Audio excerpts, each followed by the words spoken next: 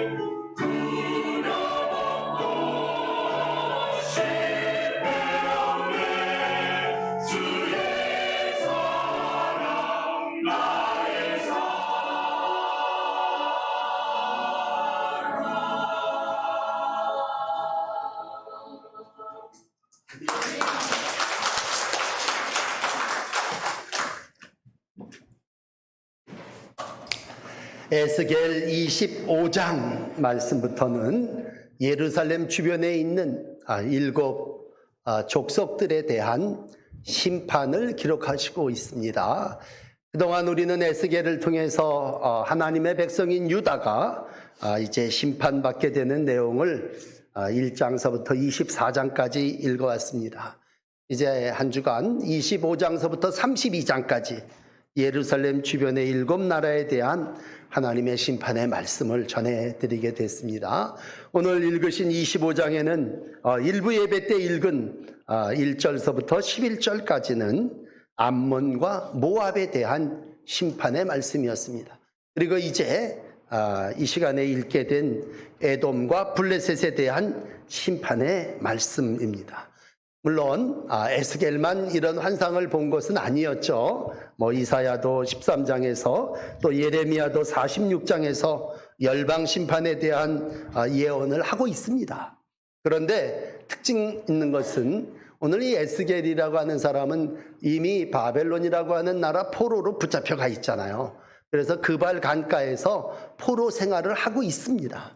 포로 생활 중에 주변의 나라들이 멸망할 것을 하나님이 일러주신 거죠. 여러분, 포로 생활은 갇힌 생활 아닙니까? 그러니까 정보라고 하는 것이 어디서 듣겠어요? 모든 게 차단된 바벨론의 포로 생활 속에서 어떻게 7나라가 멸망할 걸 알겠냔 말이에요. 하나님께서 그에게 계시로 알려주신 줄 믿습니다. 그러므로 우리가 이 땅을 살아나가면서 하나님의 예언의 말씀을, 에스겔이 포로 생활 중이지만 하나님께 기도하는 중에 음성을 듣고 오늘 이와 같은 말씀을 기록했다고 하는 것을 주목하시고, 개인적으로는요, 우리가 금요일 날 심야 기도 때 읽으셨지만 에스겔 24장을 읽는 중에 마지막 예언은 에스겔 네 아내가 죽으리라는 것이었습니다. 그리고 너 아내를 잃어버리더라도 울지 말아라, 비탄해하고 슬퍼하지 말고 너에게 주신 말씀을 전하는 사명을 계속해라. 그러니까 에스겔은 개인적으로 자기 아내를 잃어버렸는데도 불구하고 남들처럼 슬퍼하고 비애 가운데 있지 못하고 여전히 하나님의 말씀을 전해야 되는 그러한 상황이었습니다. 개인적으로 포로 생활하고 있고 또 집에 큰 어려움을 당했음에도 불구하고 담대하게 오늘 열방을 향하여 선포하시는 하나님의 말씀을 들으시기를 바랍니다. 일부 예배 때는요, 암몬과 모압에 대한 말씀을 나누어 드렸는데, 암몬이라고 하는 나라는 쉽게 얘기해서 유다가 포로로 붙잡혀가니까 또 하나님의 성전이 더럽혀지니까 또 백성들이 또 예루살렘이 황폐해지니까 옆에 있다가 아하 좋다, 그리고 손뼉을 치고 발을 동동 구르면서 그거 잘 망했다, 그렇게 하나님의 백성 성전이 무너지게 된을 보고 좋아했기 때문에 내가 너를 심판한다, 그런 얘기입니다. 모압도 마찬가지입니다. 유다를 업신여기기 때문에 내가 너희를 심판한다, 그렇게 말씀하십니다. 오늘 이제 12절에 넘어오셔서 에돔이 하나님의 심판을 받게 됩니다. 조금 좀 설명을 드린다면요, 에돔은 이스라엘과 오랜 원한 관계예요. 근데 원한 관계를 맺으면 안 될 일이 뭐냐 하면, 여러분 역사적으로 에서와 야곱을 기억하실 텐데 에서의 후손이 에돔입니다. 쌍둥이로 나와가지고 형인데 장자의 복을 소홀히 여긴 것을 우리가 기억한다면, 당연히 자기가 장자가 되었음에도 불구하고 팥죽 한 그릇에 동생 야곱에게 이스라엘 장자의 복을 넘겨준 이후로 이 형제가 대를 이어가면서 철천지 원수가 된 거야. 그러니까 형제가 덮어주고 사랑하고 용납하고 한 핏줄을 이루어 나가야 되는데, 오늘 하나님의 사람 유다가 멸망하게 될 때에 그 형제가 어떻게 했느냐라는 얘기입니다. 그건 한마디로 얘기해서 앙가품을 했습니다. 오늘 이 에돔의 심판에 대한 얘기는요, 여러분 돌아가셔서 오바다라고 하는 성경을 읽어보세요. 그걸 다 어떻게 읽냐 그러지 마시고 한 장에 딸랑 한 장으로 되어 있는데 그 내용은 처음부터 끝까지 에돔의 심판에 대한 내용입니다. 그러니까 오늘 이 설교를 들으시고 오바다를 읽으시면 오직 에돔과 열국에 대한 심판이 어떤 거란가를 알 수 있습니다. 그 오바다를 읽어보면요, 하나님의 백성 유다가 멸망, 심판, 바벨론의 침략을 받게 될 때에 1차적으로는 방관했습니다. 멀리서 바라보고 있었습니다. 그런 다음에 완전히 망해가는 걸 보고는 어떻게 했냐면요, 도망치는 무리들을 뒤에서 죽여버렸습니다. 바벨론이 죽인 게 아니라 형의 후손들이 죽여버렸다니까요. 그리고는 어떤 포로들은 붙잡아다가 바벨론에 갔다가 넘겨줬습니다. 그러니까 오히려 형제라기보다도 원수가 돼갖고 미워하는 정도로 방관하는 정도로가 아니라 적극적으로 가담해서 유다가 멸망하는데 동조한 사람이 누구냐? 에돔 족속입니다. 그러므로 형제를 포기하고 원수가 돼가지고 오히려 잘됐다. 그래서 하나님은 유다도 심판하지만 에돔, 너 그렇게 마음 쓰는 네 마음보를 내가 그냥 두질 못하겠다. 이제. 너 어떻게 아무리 형제간에 원한이 있고 원수가 있고 안갚음이 있다 할지라도 형제를 이방 나라 바벨론에 넘겨주고 죽이는 일에 함께 동조하겠느냐? 아주 홍졸한 마음을 가지고 살아나갔습니다. 물론 개인적으로는 에돔의 죄를 다른 성경은 교만이라고 표현해요. 왜냐하면 오늘은 교만이라고 하는 내용은 기록되지 않습니다만 아주 좋은 그러한 세일산이라는 산악지대에 살면서 이들은 요새를 가지고 있었습니다. 그러니까 개인적으로는 아주 교만하고 우리는 안전하다, 우리는 살아남을 수 있다 그랬는데 자기만 살아남는 게 아니라 형제도 좀 돌봐줘야 될 거 아니에요. 내가 내 형제 유다가 어려움을 당하면 옛날에 그 조상이 나를 괴롭힌 적은 있었지만 그래도 우리가 형제지간이고 친척인데 어떻게 저를 끌려가게 놔둘 수 있느냐? 그러면서 좀 거들어야 될 거 아니냐 이니. 그런데 오히려 황무하고 황량한 들판에 머무르게 됩니다. 여러분, 우리가 성경 구약의 맨 마지막인 말라기를 보시면 1장 5절에 이런 말씀이 있습니다. 에돔은 말하기를, 그러면서 쭉 에돔에 대한 얘기를 하시다가 하나님이 이런 말씀을 합니다. 너희는 눈으로 보고 이르기를 여호와께서는 이스라엘 지역 밖에서도 크시도다 하리라. 그러니까 여러분, 우리가 믿는 하나님은 그 당시 사람들은 어떻게 생각을 했냐면 유다의 하나님이라고 해요. 이스라엘 백성과 계약을 맺고 언약을 맺었거든요. 나는 너의 하나님이 되고 너희는 내 백성이 되리라. 너 이 약속 지키겠느냐? 네, 우리가 그 약속대로 살겠습니다. 그랬는데 이스라엘 백성이 여러분 잘 아시는 수대에 걸쳐서 하나님의 언약을 어기고 성전에 우상을 갖다 드리고 하나님을 섬겨야 될 그 자리에 우상을 섬기는 죄악을 저질러서 하나님은 행한 대로 보응하시는 거예요. 그래서 우리가 24장 지난 날까지 하나님이 하나님의 백성인 유다를 심판하는 얘기를 읽었습니다. 그렇다면 오늘 그 주변에 살고 있는 7 족속들, 대표적으로 에돔, 그의 친척을 하나님은 왜 심판하시느냐라고 할 때 오늘 말라기는 이렇게 설명을 해요. 하나님은 이스라엘 지역 밖에서도 크시다. 오늘 자금의 우리의 세대를 이렇게 보면서요, 하나님은 우리 교회의 하나님뿐만이 아니라 열방과 열국을 심판하시는 하나님이심을 여러분들도 깨달으시기를 바랍니다. 하나님은 누구십니까? 그랬을 때 오늘 제목을 이렇게 붙여드렸어요. 열국을 심판하시는 하나님. 그러니까 24장까지는 우리 백성 나를 심판하시는 하나님이고 내가 잘못할 때 벌하는 아버지지만 우리 아버지는 나한테만 아버지가 아니라 이 온 세상, 온 우주를 통치하고 다스리시는 분이심을 믿습니다. 그러므로 에돔이 행한 죄도 하나님이 불꽃 같은 눈으로 보고 계시다가 에돔이 행한 대로 심판하시는 거예요. 여러분, 하나님의 심판에 대한 기록은 마태복음 25장에 있습니다. 근데 그 심판의 내용 가운데 이런 얘기를 해요. 작은 자, 어려움을 당한 자에게 하지 않았다. 그것이 곧 내게 하지 않은 것이다.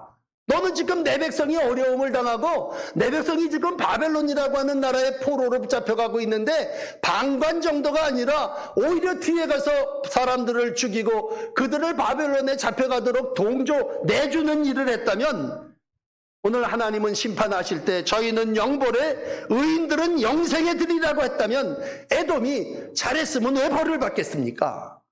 하나님의 백성에게 잘했다면 하나님께서 영원한 나라에 들어갈 거다 칭찬하셨을 거 아니냔 말이에요. 그런데 에돔은 하나님의 백성, 개인적으로는 자기 동생의 나라를 도와주시는커녕 오히려 동조하고 그들이 멸망하는 일에 가담을 했기에 하나님은 이렇게 말씀합니다. 내가 내 손으로 에돔 위에 펴서 끊어서 그 땅을 황무하게 할 것이고 너희가 칼에 엎드려지리라. 하나님의 심판은 이렇습니다. 엎드려지는 정도가 아니라 황폐하게 되리라. 칼에 죽으리라. 네가 내 손에 의해서 끊어지리라. 내 손을 통하여 라고 했을 때 하나님은 오늘 바벨론이라고 하는 이방의 강한 나라를 사용해서 그들을 통해서 하나님을 심판하시고자 할 때에 에돔도 하나님의 심판에서 제외될 수가 없습니다. 우리 쉽게 이렇게 생각하십시다. 항상 형제가 어려움을 당하고 우리가 남들을 보면 저 사람이 잘 되는 것만은 아니지 않습니까? 우리가 어떤 때는 동생이 사업을 하는데 사업이 안 될 수도 있어요. 그럴 때 우리 마음 가운데 아하 잘 됐다 손뼉 치고 발을 동동 구릅니까? 그러진 않죠. 그런데도 우리 가운데 에돔 같은 마음은 요만큼 있어요. 뭡니까? 멀리서 바라봅니다. 내 형제의 아픔이라고 해서 작은 걸 싸들고 가서 야 이거 어떡하냐 함께 걱정하고 근심하고 동조하는 게 아니라 멀리서 방관합니다. 그리고 오히려 그러한 일을 당한 것을 고소하게 생각한다면 하나님은 오늘 그러한 에돔을 향하여 내가 내 백성을 심판한 이후에 너희들도 25장서부터 이제 이와 같은 방법으로 내 손을 펴서 끊을 건 끊고 황무하게 할 건 황무하게 하고 칼로 엎드려질 것은 엎드려지게 할 것이라 말씀하시고 있습니다. 여러분 적어도 우리의 마음 가운데 인간적인 마음 가운데 이런 마음을 가지고 삽시다. 그건 내 형제의 아픔을 우리는 내 아픔처럼 생각해. 내가 무슨 적극적으로 도와주지는 못하더라도 정말 형제가 아픔을 당하고 있을 때 그걸 아주 그냥 동조하는 정도가 아니라 가슴 아픈 마음을 가지고 살아나가는 그러한 성도의 날들이 되시기를 바랍니다. 두 번째는 블레셋에 대한 멸망에 대한 기록입니다. 이거 15절서부터 기록된 말씀인데 블레셋은요 이런저런 얘기 없이 옛날부터 유다 나라하고 원수입니다. 옛날부터 미워하고 왜 그런지 옛날부터 멸시하는 마음을 가지고 있어요. 그래서 유다를 멸시하는 정도가 아니라 원수를 갚고 진멸하고자 했는데 너무나 반가운 건 뭐예요? 이웃 나라가 와서 내가 멸시하고 진멸하려고 하는 나라를 쳐버렸단 말이에요. 하나님의 백성 이스라엘을 와서 쳐부실 때에 오랜 원수였던 블레셋은 뭐예요? 너무 좋은 거야. 내가 쳐도 현찮을 텐데 저 나라가 와서 대신 쳐줬다고 할 때 옛날 역사를 돌아가 보면요 사무엘상 5장에 보면 이 사람들은 하나님을 전혀 믿지 않아요. 우상을 숭배합니다. 그러다가 전쟁에 나가서 이기니까 언약궤를 뺏어다가 저희 다곤 신전에다 갖다 놓고 한 신으로 여긴 거예요. 다곤 신이 더 우세하고 그 여호와 신은 우리가 빼앗아 온 신이니까 이건 무슨 힘이 있겠냐. 성전 한 귀퉁거리에 갖다가 저희들 우상 섬기는 성전 한 귀퉁거리에다 둔 거예요. 그런데 여러분 잘 아는 대로 자고 일어났더니 어떻게 됐습니까? 다곤 신전이 자빠지고 목이 부러지지 않았습니까? 하나님의 언약궤를 모독하고 무시했던 사람들이 이 사람들이라면 이 사람들은 한마디로 그렛 사람들입니다. 아주 질이 낮은, 좀 표현을 죄송하게 합니다만 해변가에 사는 그러한 거친 사람들입니다. 근데 이들에 대한 하나님의 심판도 똑같습니다. 내가 블레셋 사람 위에 손을 펴서 끊고 진멸하리라. 왜?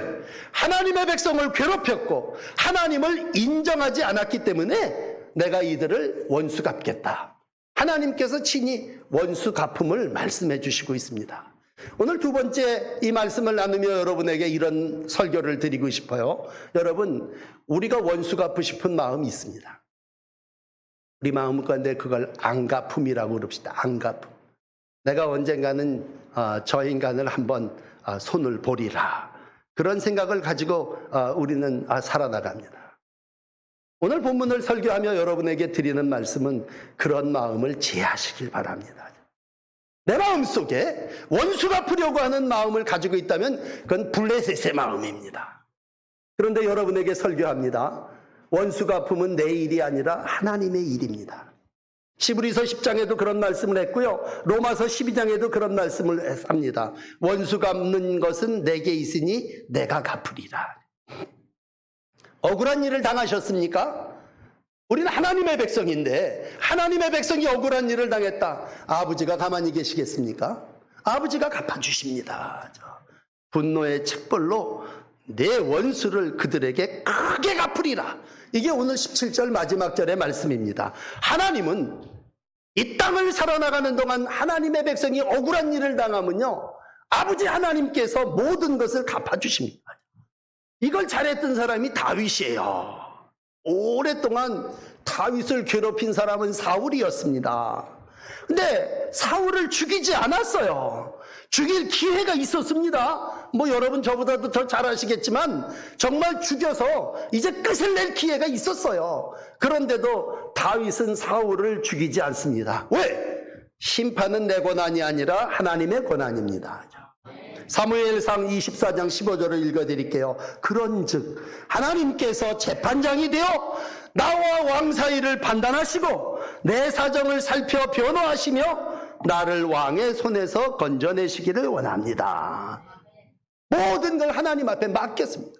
그래서 다윗이 큰 사람이었고 다윗이 하나님의 복을 받은 사람입니다. 나중에 바울은 로마서 교인들에게 이런 설교를 합니다. 로마서 12장 19절입니다.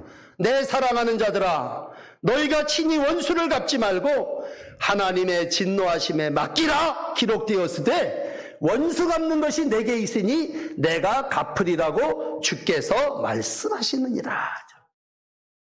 그러므로 이 블레셋의 심판에 대한 말씀을 나누면서 블레셋은 자기가 원수 갚으려고 했고 자기가 모든 것을 끝내려고 했습니다. 그렇지만 하나님은 오늘도 그러한 블레셋을 네가 내 자녀를 심판하려고 하느냐? 내가 너를 심판하리라. 그리고 오늘 방법은 같습니다만 칼로 또 황폐함으로 심판하게 됩니다.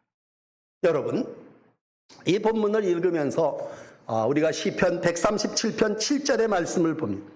포로된 이스라엘 백성이 오늘 바벨론의 강가에서 하나님 앞에 기도합니다.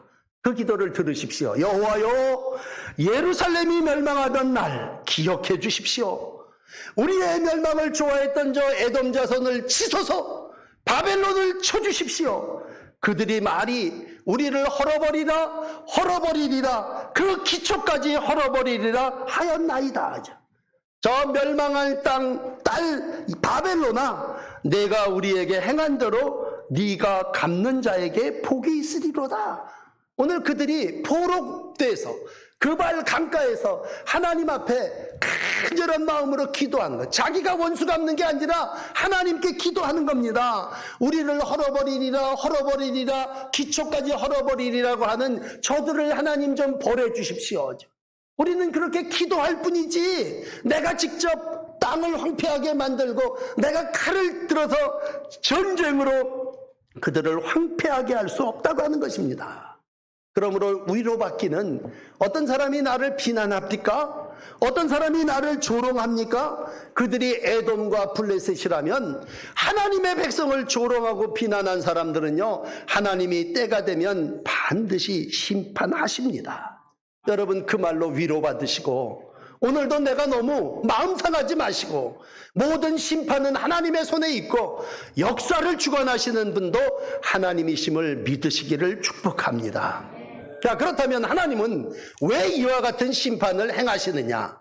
열국 7개 나라를 통해서 우리도 지금 강대국의 주변 강국가의 변화가 매주일 이렇게 바뀌고 있는데 하나님은 왜 하나님의 백성 잘못하면 때리는 건 이해가 되는데 하나님의 백성 아닌 열방들은 왜 심판하시느냐?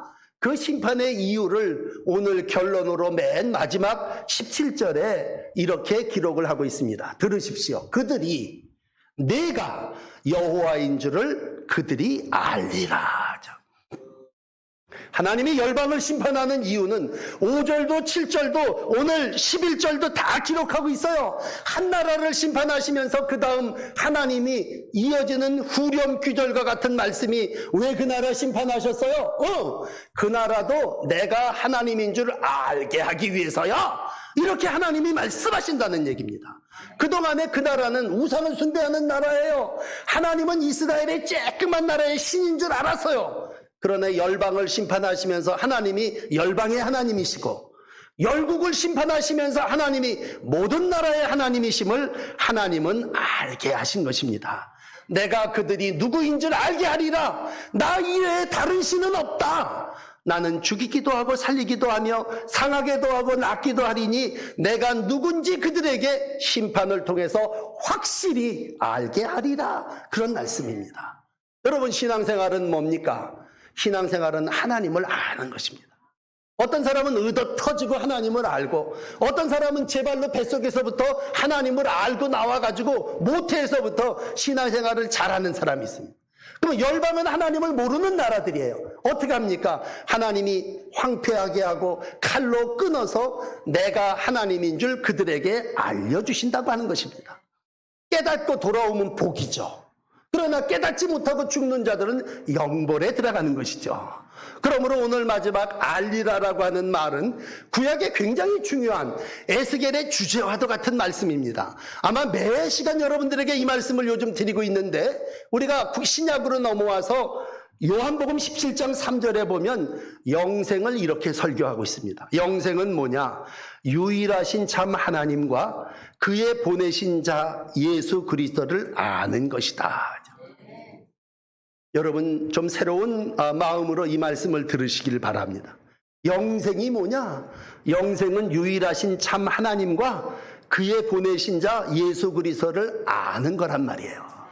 여러분, 이 시간에라도 여러분이 나 영생을 누리고 싶습니다. 나 영생을 받고 싶습니다. 그럼 방법은 간단합니다. 저를 통해서 들려주는 이 말씀을 들으시는 여러분들이요, 참 하나님, 참 유일하신 하나님, 그분이 참 하나님이신 것과 그분이 아들이신 예수님을 보내주셨는데 그 아들이신 예수님을 알면 여러분 다 영생의 복을 누리시는 분들입니다.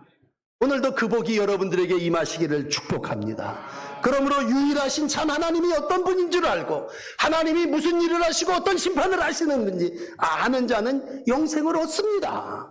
사도행전 17장 30절에 이런 말씀이 있습니다. 예수 그리스도, 그는 죽은 자 가운데서 다시 살아나신 분으로 모든 믿는 자들에게 확실한 증거가 되셨다고 기록하고 있습니다.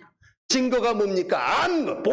보는 겁니다. 오늘도 우리가 이 땅을 살아나갈 때 죄악 가운데 거하는 심판받을 백성이 있어요. 이 백성, 오늘 이 말씀보다 더 앞에 요나서가 기록한 때요, 니느웨 백성이 죄악으로 심판당하기로 예정되어 있습니다. 요나서 3장 10절에 보면 니느웨를 심판하시는데 하나님이 그들이 행한 것, 곧 그 악한 길에서 돌이켜 떠난 것을 보십니다. 그리고 하나님이 마음을 돌이키십니다. 내가 저들에게 내리려고 했던 재앙을 내리지 아니하리라. 이유는 하나입니다. 니느웨 백성이 시원찮은 요나의 설교를 듣고요, 하나님을 안 겁니다.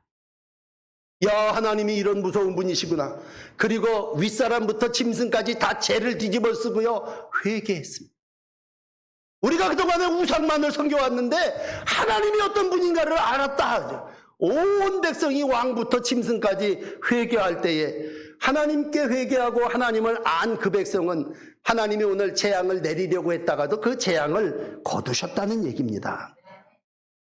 다시 신앙의 처음으로 돌아가서 여러분, 창세기 12장 3절의 말씀을 오늘 함께 나누길 원하는데, 창세기 12장 3절에 이런 말씀이 있습니다. 너를 축복하는 자에게는 내가 복을 내리고 너를 저주하는 자에게는 내가 저주하리니 땅의 모든 족속이 너로 인하여 복을 받을 거다.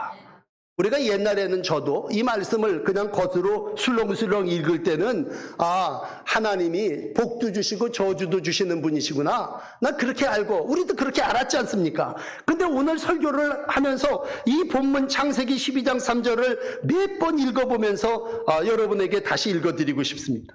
너를 축복하는 자에게는 내가 복을 내리고, 아브라함 얘기예요. 아브라함을 축복하는 자에게는 하나님이 복을 내리고 아브라함을 저주하는 자에게는 내가 저주를 내리리니 땅의 족속이, 모든 족속이 너로 인하여 복을 얻을 거다. 자, 오늘 네 나라를 설교했습니다. 여러분, 네 나라가 다 어떤 나라입니까? 한결같이 하나님의 백성 유다가 멸망하는 걸 저주한 백성들입니다. 그러니까 하나님이 하나님의 백성을 지금 죄값을 치르고 있는데 그 백성을 저주해? 그러면 하나님의 백성을 저주하는 자를 내가 저주한단 말이에요. 여러분, 제가 여기 있고 여러분이 앉아 계시는데 여러분이 하나님의 백성이고 하나님의 자녀요, 아브라함의 후손이란 말이에요. 그 창세기 12장 3절은 하나님이 너를 축복하는 자를 축복해 주실 거고 너를 저주하는 자를 저주하시리다, 그런 얘기예요. 그러니까 우리가 아유 장로님 축복합니다 그러면 복을 받는 거고, 장로님을 저주하면 그 삶이 저주를 받을 거. 왜? 하나님의 백성인 백성을 저주하는 자에게 하나님이 저주를 내리신다는 얘기입니다. 그러니까 믿음의 좋고 나쁨을 어렵게 생각하고 복잡하게 생각하는 게 아니라, 하나님이 아브라함을 축복해서 하나님을 믿는 백성을 축복하는 자는 복받게 하실 거고, 하나님의 믿는 백성들을 저주하는 자를 하나님은 저주하신다는 게 뭐예요? 하나님의 일방적인 선택입니다. 왜? 복과 저주가 하나님의 손안에 있는데 내가 이걸 누구한테 줄까? 그랬을 때 하나님, 이 백성은 정말 좋은 백성이니까 복 주십시오. 그러면 그 백성에게 복을 줄 것이고, 하나님의 백성을 저주하는 자가 있다면 하나님은 그 백성들을 저주하신다는 얘기입니다. 지난 주간에 우리 목사님이 설교로 오후 예배 때 수르보니의 여인에 대한 설교를 합니다만, 여러분, 이 수르보니의 여인은 이방 여자예요. 복받지 못할 여자란 말이에요. 그런데 딸아이가 아프니까 하나님 앞에 나와 고쳐달라는 거예요. 야, 이 좋은 떡을 너희한테 줄 수 없다. 그러니까 뭐라고 얘기합니까? 부스러기라도 주십시오. 그건 뭐예요? 하나님을 알고 예수가 누구신지를 알고 은혜, 부스러기라도 내가 좀 얻어먹고 싶습니다. 그 부스러기를 알아서 뭐예요? 복 받은 거예요. 하나님을 알면 복이고, 하나님을 알지 못하면 그건 곧 저주입니다. 더 훨씬 전에 수르보니게 여인보다 더 심한 기생랍이라고 하는 여인이 있었습니다. 이 사람은 이방 여자예요. 그리고 앞에 창기라는 말이 붙어요. 근데 우리가 잘 아는 대로 온 동네가 다 망해도 이 사람은 저주받지 않았습니다. 왜? 그이는 하나님을 알았습니다. 신분이 비록 기생이라 할지라도 그 라합은 하나님이 상천하지의 하나님이시라 고백을 했습니다. 그랬을 때 이 성을 멸할 때 내가 너를 멸하지 아니하리라. 왜? 하나님을 아는 자는 하나님이 복 주시기 때문입니다. 자, 열방을 심판하시는 하나님은 오늘도 이 시대와 역사를 통치하십니다. 여러분, 나라가 어려우니까 우리가 어떤 경우에는 우리가 일본을 너무 몰랐어, 우리가 미국을 너무 믿었어, 뭐 별의별 얘기들을 다 하셔요. 그러나 여러분 기억하셔야 되는 건, 우리는 사람을 아는 게 중요한 게 아니고, 오늘 다시 한번 역사를 주관하시는 분은 하나님이시라면 어려운 때에는요, 방법은 하나예요. 하나님을 더 알아야 합니다. 하나님을 가까이 하시는 여러분들이 되시기를 축복합니다.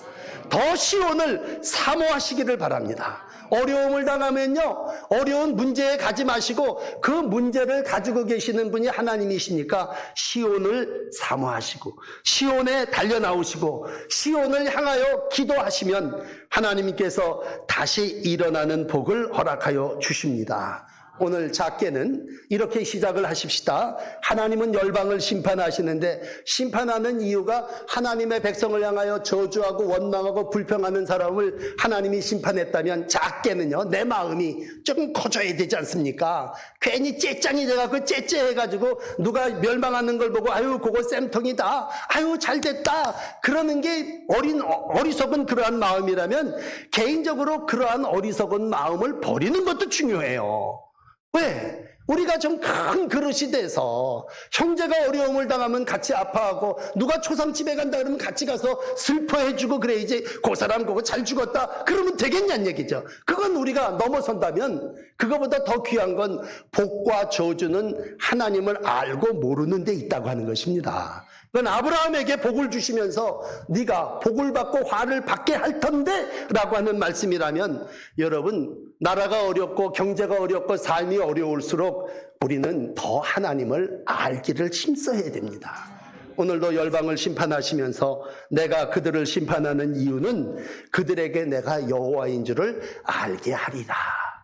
하나님을 더 힘써 아시면서 오늘 여러분들이 당한 어려움들을 잘 이겨나가시는 귀한 한 주간이 되시기를 바랍니다. 기도하십시다.